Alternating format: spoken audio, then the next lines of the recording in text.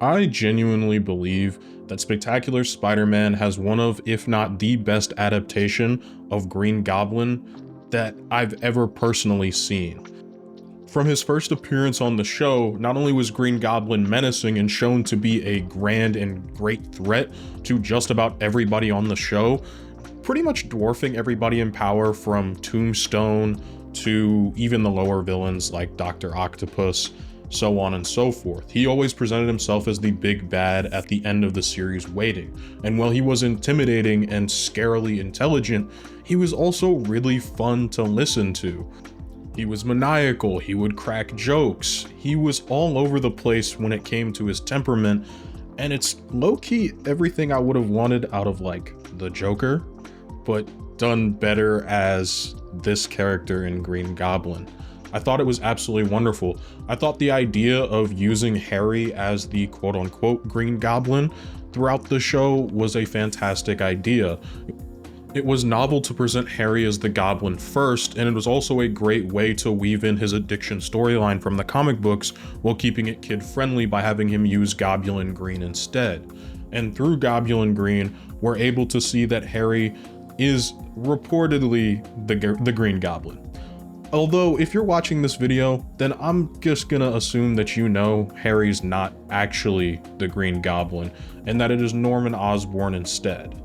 But the way the first season sets it up, and also the way the second season subverts expectations throughout the Green Goblin storyline, it always left me guessing as a kid as to whether or not it was actually Harry, despite knowing in the comic books and through the 90s television show that it's Norman Osborn. One of the only few things I think this show failed at was the idea of Dr. Jekyll and Mr. Hyde. I think they did that with Harry, at least when we're presented the idea that Harry is the Green Goblin, and I think that was a wonderfully well done plot point.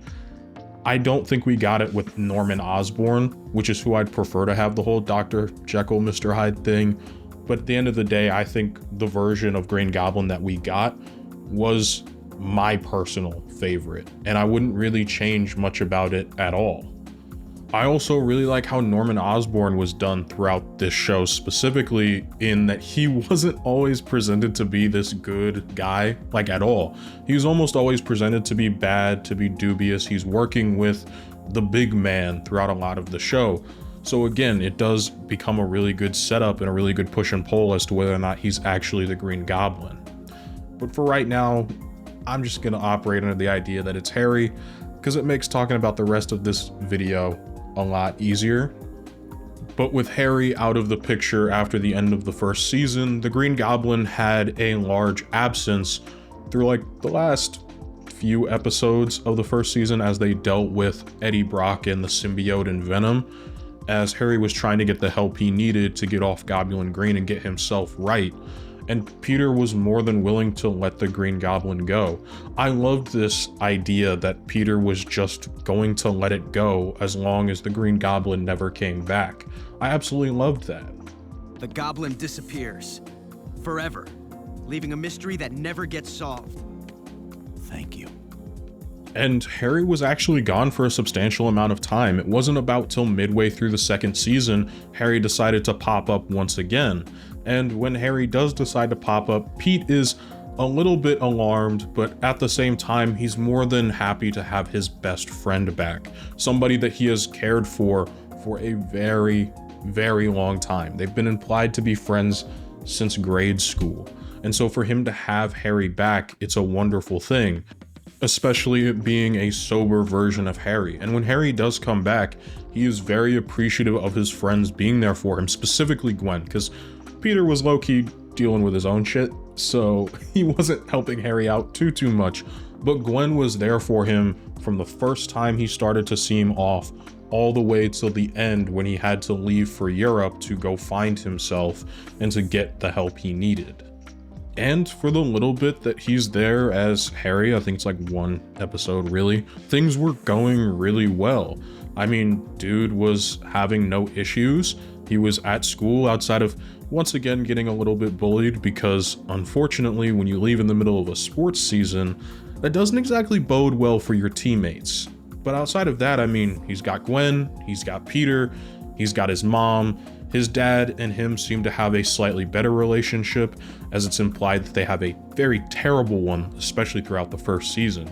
So Harry seems to be doing at least a little bit better in life, until he has to admit to Flash Thompson that he was juicing, something that would get his team completely disqualified and disbarred from the ability to participate in receiving the championship award that Flash quite honestly risked his football career to get. Because like, this is 2008, man. Tearing your ACL in 2008, or like any ligament in your knee in 2008, you might actively be cooked and you might not be going to college, let alone the league anymore. And where it all ultimately went wrong for Harry is that Flash did the right thing. He decided that he was going to tell the administration that, hey, my teammate was juicing and this championship means nothing if it wasn't won fair and square. Whether I agree with that choice that he made, I mean, on one hand, it's like the ethically correct, morally correct answer, but on the other end, you just screwed all of your teammates who worked their asses off to get that trophy out of it just because of one dude who didn't even play in the championship game. But I digress. None of that matters in the grand scheme of Harry outside of the fact that he failed to do this. And of course, after this episode, Harry starts to leave cryptic notes about relapsing, about how if you're addicted to something, it is really hard to give it up, and you're not going to give it up until you're ready. It also doesn't help that we see he's kept a stash of Goblin Green for himself in his bedroom despite swearing off of the stuff. And that also coincides, coincidentally, with us seeing the Green Goblin showing back up in New York City right around the same time Harry is hopped on the green once again. But this time, Harry is looking for something a bit more powerful, and he's quite guilty of ruining Tombstone's empire. And oh, so very guilty of being the new big man of crime. So what's the first thing you would do if you're the Green Goblin? You have all of this power, you just now took all of this territory from Tombstone, you're starting to run the city. What's the first thing you want to do? That's right, chase down gambling debts. No, really, he's showing up to take over the criminal underworld, and it starts with Blackie Gaxton, somebody who is known for being a bookie, and that's kind of his whole shtick. And so Green Goblin obviously wants to take part in receiving this money and getting Blackie Gaxton to work for him. So, he just like casually threatens him because that's the kind of thing Green Goblin does, and he's insane. And listen, if he asked me to do something, I'm probably gonna do it because the dude is crazy. And what's Green Goblin's master plan for Blackie Gaxton and his underworld connections? That's right, to get some poor child, okay, like he's not a child, and part of this is on him, but basically he is taking advantage of a kid with a gambling addiction and getting said kid to do illegal experiments, all in the hopes of finding a better way to defeat and or distract Spider-Man, because why not?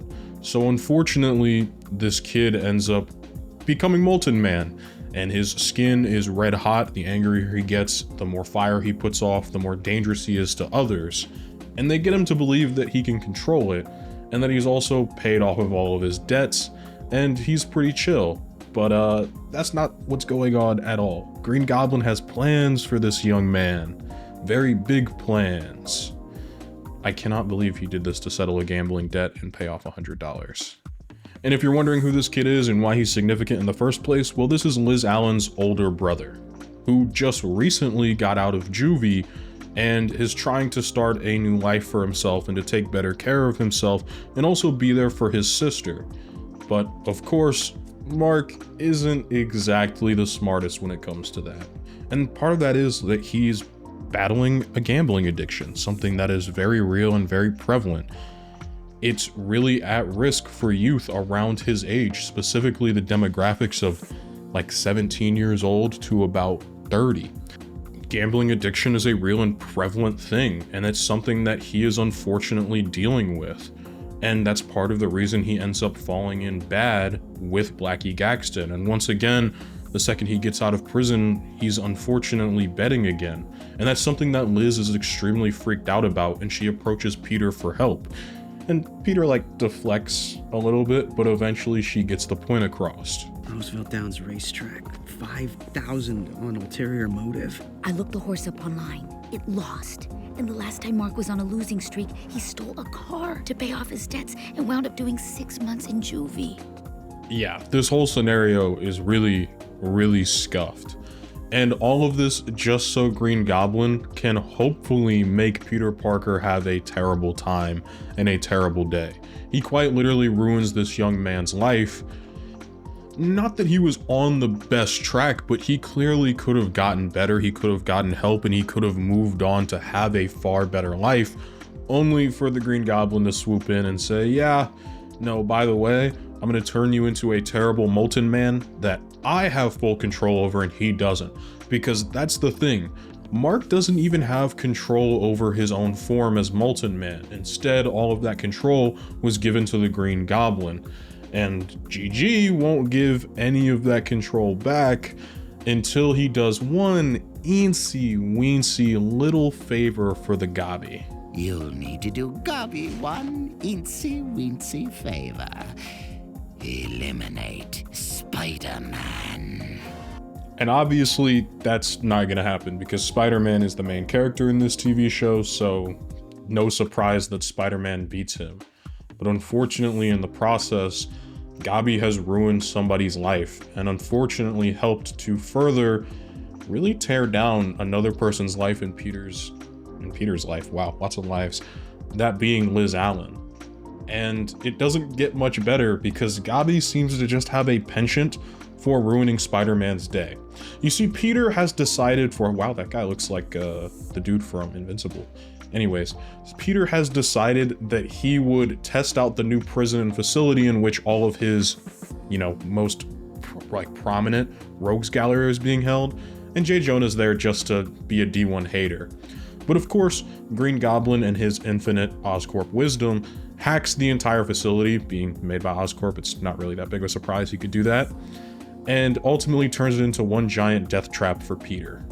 I think at this point we're starting to get to reverse Flash levels of hatred, because he straight up sends Spider-Man to a part of the building in which all of his villains are located at, and then just unlocks all of the doors and says, yeah dude, just fight 70 to 100 people you've all put away, by the way. He's just can't catch a break, man. Spidey really can't catch a break. But it's things like this that I feel like the Green Goblin would actually do. Shout out Rand, because I haven't mentioned him, and he gets mentioned in every one of these videos. But outside of that, there's a whole subplot to this episode in which the school is doing the Midsummer Night's Dream play, which this episode became infinitely more enjoyable to watch after having actually read the play in high school. It's actually pretty cool. Either way, that play is going on, but Spidey's not alone. He luckily has the help of Black Cat, who is also inexplicably at this prison for some vagrant reason that's totally not shrouded in shadows and mystery. And while all of that's going on, Harry is busy blowing off Gwen and not going on the date he was supposed to be on to the school play, which again helps to lead to the idea that Harry is the Green Goblin and he is re-emerged as the Green Goblin. And fun fact, this is actually the episode in which Hobie's entire plotline of him not talking gets paid off, as this is the only episode that he speaks in. And his voice is so good. I cannot believe they didn't let him speak. It's also funny because Goblin is rhyming the entire episode. He spends the whole episode rhyming. And again, it just helps for me elevate his portrayal of Green Goblin to new heights. Especially with how maniacally evil he is. Bro lets out all the supervillains and Mark's like, why would I do your dirty work? And Goblin's like, because I own your life. And that's gotta be one of the most disgusting things I've ever seen. But back to why Black Cat is actually at the prison. She's here to break out her father, who was notoriously the Black Cat original. He was a cat burglar that never harmed anybody, was quick in and out, and it was victimless, quote-unquote crimes, just like Black Cat does. And that's the entire reason she's there, except that man Felicia Hardy's father, unfortunately, he killed Uncle Ben. Like, at least in this continuity, that's Uncle Ben's killer. And Peter can't let that go. He literally cannot let it go. He spends the entire episode harping that that man's not getting out of prison, and Felicia has to get used to the fact that her dad's going to rot for the rest of his life. And ultimately, the only way to escape the prison while also keeping all the villains inside was for somebody to gas them all. And Felicia Hardy's father decides to make that sacrifice because he believed that he had to do his time and he had to get it right with himself. He was essentially feeling extremely guilty because he never hurt anybody in his entire career up until Uncle Ben. This was never something that he wanted to do. And Peter lets him take the sacrifice with little to no issue, something that leaves Black Cat extremely upset, and basically her and Peter's relationship was non-existent after this point. Just chalk that as another feather in the hat of ruined relationships that Petey has. All of this to say, well, she did come back to save him, that relationship is over. Listen carefully. I don't know what you did to infect my father with your stupid conscience, but it's your fault he'll spend the rest of his life in this hole. And I'll never forgive you for that. And with this final defeat, Green Goblin decides that it's time to take matters into his own hands. And since I mentioned Hobie talking and how much I enjoyed him in this episode, I figured, why not let him take us to the end of it? No more yielding than a dream, else the Puckalaya call. So good night unto you all. Give me your hands if we be friends, and Goblin shall restore amends. And that leads us into the season 2 finale, which is all about the Green Goblin. The first season did a really great job of building up to Venom being the final antagonist, but man, I don't think it holds a candle to the buildup that Green Goblin has, being this larger than life antagonist Spider-Man has to face in Spectacular Spider-Man. And it all starts, oddly enough, with Peter being called upon to talk to Harry about Goblin Green and about his past use and his past being of Green Goblin. Obviously, Peter has known who the Green Goblin was, or at least quote-unquote knew who he was, because Harry had been revealed to Spider-Man. But Pete himself doesn't know, and neither did Gwen until Harry was willing to tell them. But in telling them, he also goes into the detail about the fact that he hasn't been on Goblin Green since he's been back. Like it was hinted at the end of like the third to last episode of the season that he had hopped back on the Green, he ultimately decided not to. He had a strong enough support system between him, his family, and of course between Gwen and Peter. He felt like he didn't need it anymore to be himself, which is a really great and inspiring story and holds credence to what he had said earlier in the season, in which he had mentioned, like, you're not gonna quit until you're ready. He was ready. He was ready to leave it behind. And yet, despite all of that, the Green Goblin has come back and is a prevalent villain once again. So he's trying to get to the bottom of who the Goblin is. And not many people knew about Goblin Green, which is what is supposed to create Green Goblin, essentially. And those few people include him and his dad, at least that Harry knows of. And so, of course, that puts the blame back on Norman Osborn. Something the show does wonderfully, especially because we know he makes shady business dealings. We have seen multiple times that he is shown having masks, specifically multiple masks, throughout his personal office, one of them looking like a goblin. And it's been a big staple and illusion that he is the Green Goblin throughout this entire show. And yet when Peter confronts him as Spider-Man, it is once again made very clear that Norman Osborn isn't the Green Goblin. And this is where it really tripped me up as a viewer the first time I watched this. I was a little older watching this than the first season, but he very much goes on to explain, like, the Green Goblin attacked him while he was literally at Oscorp. How would that have happened? And not to mention, Green Goblin attacks him right now as Peter was on the balcony. When we see Norman Osborn and the Green Goblin as being two completely separate entities, which then further pushes the blame as to who is the Green Goblin. I love that they subverted expectations with this and kept the twist going in a very clever and creative way. But then again, that leads to the question of who is the Green Goblin and how many people actually know about Goblin Green to even be able to take it. And not many people know about it at all. As a matter of fact, the only people that knew were Harry, his father, his mother, and Donald. I don't remember his last name, I'm gonna be honest with you guys, but his name is Donald. And his whole thing and his whole job at Oscorp was to help develop the serum, Donald Mencken. Thankfully that popped up on screen. And of course his security tapes were deleted and he was moving out of his apartment to leave working at Oscorp. So everything looks suspicious. It seems as though everything lines up. And with how mild-mannered Donald is, you could almost imagine that this was him. But no, it subverts your expectations again because Green Goblin shows up just to mess with Peter because this dude is a D1 hater. And all of this culminates in what I would say is the show's second best combat sequence ever. Some people say it's the best combat sequence of the show, but nothing can really top Gangland for me.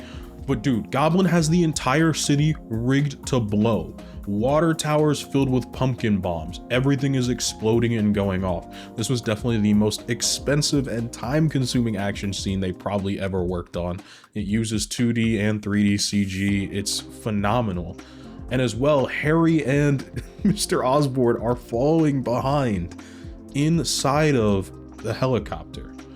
And now it's just a question of the Goblin potentially being Harry's mom, somebody who we didn't see a lot of, and she was shown to be very mild-mannered and subservient almost to Norman Osborn. I think she had like 1 or 2 lines of dialogue throughout the show. But ultimately, as anybody who's ever read a Spider-Man comic could have guessed, it really was Norman Osborn. But the way in which they did this twist to have 2 different Normans at the same time was a phenomenal use of Chameleon, and they even laid the groundwork for this idea not only in this episode but in previous episodes as well. I heard you apologize to Spider-Man last night. Norman Osborn never apologizes. All specifically with how Norman Osborn was acting. This to me was like peak Spider-Man. Like the idea that Chameleon was used for this kind of a twist was not something I ever would have thought of. Not that I'm the most creative anyways. As well, we get some more explanation on Goblin Green. You're not supposed to drink it, you're just supposed to use it as an enhancer. It seems to have never really affected Norman Osborn's personality in that sense as well, and it never affected Harry's to really begin with. As a matter of fact, his dad quite literally just gaslit the man into believing this. Harry is gotta be like miserable. His own father was willing to give his son a limp, was willing to give him and set him the fall for Green Goblin, was willing to absolutely ruin his son's life just so that he could keep on going. Norman Osborn is a textbook narcissist, and that man was played to perfection. I mean, just listen to what he has to say about the situation. Framed your own son? I protected Harry.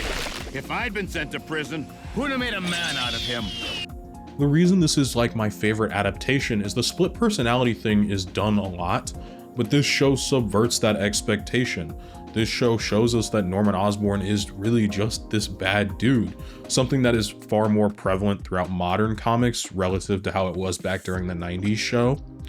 But either way, this was by far my favorite version of Norman Osborn. He was cunning, conniving, brilliant, bloody brilliant, mate.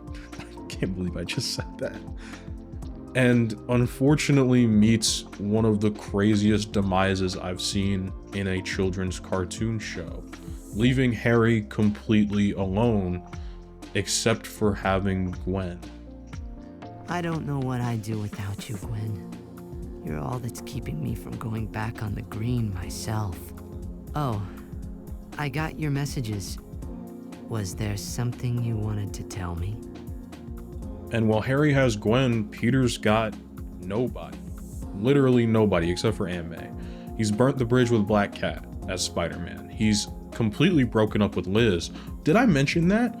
Peter broke up with Liz earlier because he wanted to get with Gwen. I mean, it had been pretty obvious that Peter had loved Gwen from the very start. It's why I've been so heavily critical of his relationship with Liz throughout my time covering the second season, because I hated the way he treated her, knowing that he loved Gwen more than anything. And when Harry was exposing himself as the Green Goblin to them, they almost kissed, like they thought bro left, and he was just like, yeah, break up with Harry, by the way, you know, which is fair. Like, you gotta pull the band-aid off at some point, but not like that, man. And unfortunately, Harry uses this to his advantage and completely guilt trips Gwen into maintaining the relationship with him, which is just, it's messed up on all sides, and it's horrible. And it's extremely horrible for Liz. I think Liz genuinely gets the worst of it, because not only does she lose her brother, not only has she been dealing with the thought of losing Peter multiple times, not only has she held it down for him when he needs to go be Spider-Man or take photos, but she has lost it all because Peter just couldn't take the band-aid off sooner and didn't truly care for her. I mean, it's not like Liz didn't see the writing on the wall, but this is just horrible. If it had been Gwen in the play. Liz, I promise, if Aunt May had been the Fairy Queen, I'd still have missed the show. I was completely locked up. And like, I get it, right? You gotta break up with her at some point if you really don't love her, but dude, you could have avoided this whole situation. But the fact that I hate this plotline so much and I hate this idea is just showing that they did a really good job writing this scenario. It's not a hatred because of bad writing, it's a hatred because this felt so real and like something Peter would actually do. Not to mention, he's also lost the Connors. They're not going to be around anymore. He has lost a majority of the people that have been around for him throughout the show. It's over for him, whether those friendships are lost via trust or lost as in people. But at least the Green Goblin's gone, right? Right? Don't apologize. I never do. Okay, that's peak. What a way to end this season on a cliffhanger. I cannot wait to see the next season of this show. I'm so excited. Rada. What do you mean there's not a next season of Spectacular Spider-Man? Rada. So you're telling me they ended one of Spider-Man's best adaptations on a cliffhanger and completely unresolved and unsatisfying because Peter has absolutely nothing. He's back at square one.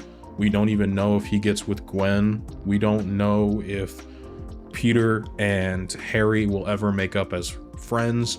We don't know how the subplot is going to go at all with Green Goblin being gone, or the power vacuum that now sits in New York that could have been a totally perfect and peak setup for Kingpin. Great. Just great. And we got this in exchange for what show again? Rada. Oh. Well, I mean, it's not the worst Spider-Man show I've ever seen, but this definitely was a downgrade. All jokes aside, because I've known this show didn't have a third season. I really loved Spectacular Spider-Man.